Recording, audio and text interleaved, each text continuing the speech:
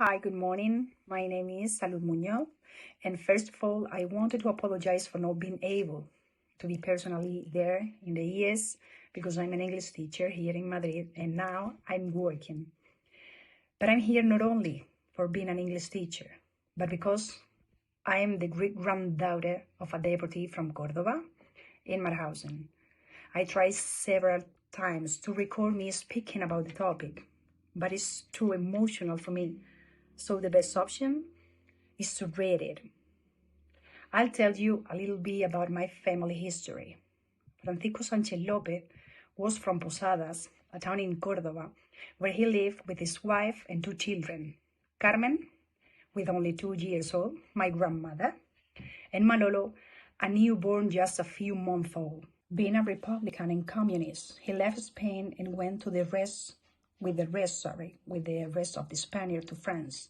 And from there, after fighting in the Second World War against Hitler, he was arrested and taken to Mauthausen. At only 35 years old, he was murdered in Gusen, a subcamp of Mauthausen. And yes, I say murder because he does not die, but is killed. Hence the importance of language. That is why I'm a philologist, and I like to use the correct word. I come from a hard-working family, and thanks to the scholarships and the effort of both myself and my parents, I was able to complete my degree and my master's degree and be where I am today, fulfilling my dream of being a teacher in public education. These values are the ones that I learned at home, the ones that my father taught me, more particularly since, thanks to him, I discovered the value of many things, such as life, the fight for your values, for your ideals, and justice. At home, since I was so young, I saw books about Hitler, Franco, and the Holocaust. And this is not because at home we were followers of them, but we wanted to know what happened to understand our own family history, and that's where it all started. My father read and told me, I have always heard about Mauthausen at home, the terrible Mauthausen. The relationship with my grandmother Carmela, Francisco's daughter, was very close. She told me about her father, whom she knew only a few, but her eyes always shone, and she knew that, being so curious, the topic interested me. She told me family stories, and later turned out to be true, but some not, like the fact that he tried to leave the camp in the laundry truck. But of course, they didn't have enough information about what really happened to their father in those years. Sometimes that we were later able to find out thanks to our own research by visiting the Mauthausen extermination camp, my father and I. And obviously, the rest of the information was given to us by the Asociación Triángulo Azul. We obtained specific data and dates about my great-grandfather's entry into Mauthausen, Gusen, his death, the prison he previously went through to get there, etc. My great-grandfather was imprisoned in Mauthausen with Robustiano, his brother-in-law, who was lucky enough to be free in 1945.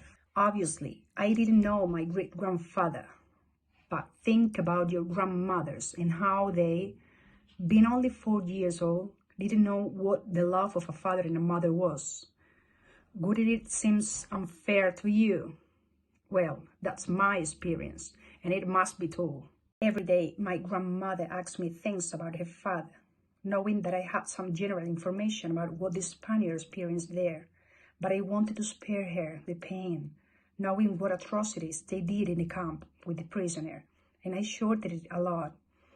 I only told her that they were taken prisoner, that they ate poorly, and that was why they were thin, and that they were beaten and punished. I love my grandmother, and I didn't want her to see too many pictures from there, because who's to say that one of those skeletal men wasn't her father? She always talked about him, super proud. She never forgot him, despite having known him little. She said that she even dreamed about him when she could only remember his face from the photos that the family gave her. Despite growing up with her uncles, she grew up with incredible values. that she later transmitted to my father and my uncles, such as respect, justice, no resentment, work, and humility. For me, my grandmother is one of my references in life. And if there is a reason I do all this, it is because both she, who was also a victim of all this barbarity, and the rest of the relative of all those men and women who were victims like her, they deserve it. She told me that her uncles had to silence her many times because my grandmother asked a lot. And at that time, it was not so good to ask if you were one of those who lost the war. Therefore, living in the society we live in, which has advanced, but in which there is too much to do, I do not intend to remain silent. I don't want to remain silent. And I tell the world my family history, that of my grandmother, that of her father, because it's necessary to know it. What is the harm in making the history known? My grandmother left me a letter and a postcard written by her father and her uncle from France, in which he talks about how they were going to be transferred, but they had no idea what awaited them. Since I have belonged to the association, we have done many very interesting activities that I imagine Cristina will tell you about, in which I have had the honor of participating directly, but the most interesting and comforting thing as a family was the placement of the Stolperstein in my town, Posadas, and the different act in honor of all men who lost their lives for defending their values to try to live a better life for those of us who came after. And of course, they have paved the way for us, but there is still much to do. And this speech is not to tell you that these were the good ones and the other were the bad ones, simply to tell you from a family point of view how we experience it. Talking about history, real history, what happened there in Mauthausen, as in many other camps, should be not forgotten because it was so awful and horrible, because human rights were violated, because who are they to kill people for their race, religion, or political ideas? Where is the respect for human beings?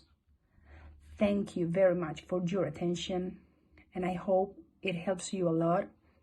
Sorry, I'm so sorry, because this is so emotional for me, and I have to try to read in a very relaxed way. Greeting and happy end of the course to everyone. Thank you.